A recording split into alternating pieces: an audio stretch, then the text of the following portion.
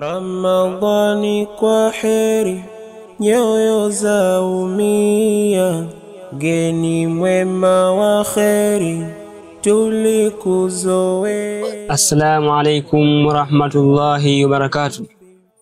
Ndugu Islam, hakika mwezi wa Ramadhani ni mwezi wa ukarimu. Ndani yake imeteremshwa Qur'an, ndani yake unapatikana ule usiku wenye cheo. Na vile vile Mwenyezi Mungu katika mwezi huu huzidisha thawabu na malipo tofauti na miezi mingine. Na vile vile hufungua milango ya pepo na kuifunga milango ya moto. Hizi zote ni kubainisha fadhila na ukarimu ambao unapatikana katika mwezi huu wa Ramadhani.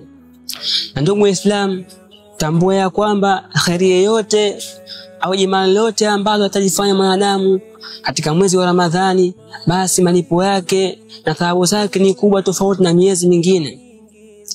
Na miongoni mwa ibada ambazo ametuhusia nazo na ametuhimiza nazo Mtume Muhammad sallallahu alaihi wasallam kuzitekeleza katika mwezi huu wa Ramadhani ni kutoa sadaka.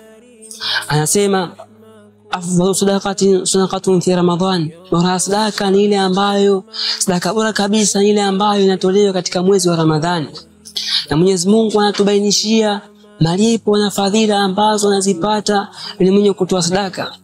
Anasema Allah, in tuqridu Allah qardan hasana, endapo mtamkopesha Mwenyezi Mungu mkopo uliokuwa mzuri, na mkopo ni kutoa kwa ajili ya Allah, wasaidia wale maskini na wale ambao hawajiwezi.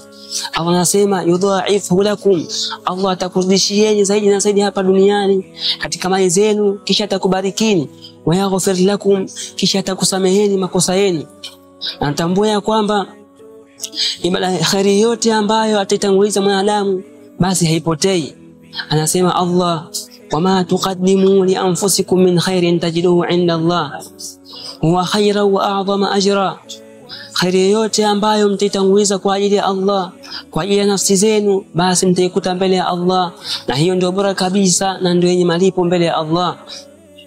Kwa hiyo ndugu Islam, tuweni na pupa katika mwezi huu katika swala zima na kutoa sadaka kuwasaidia maskini na wale ambao hana uwezo, ili tupate msamaha wa Allah leo duniani na kesho akhira.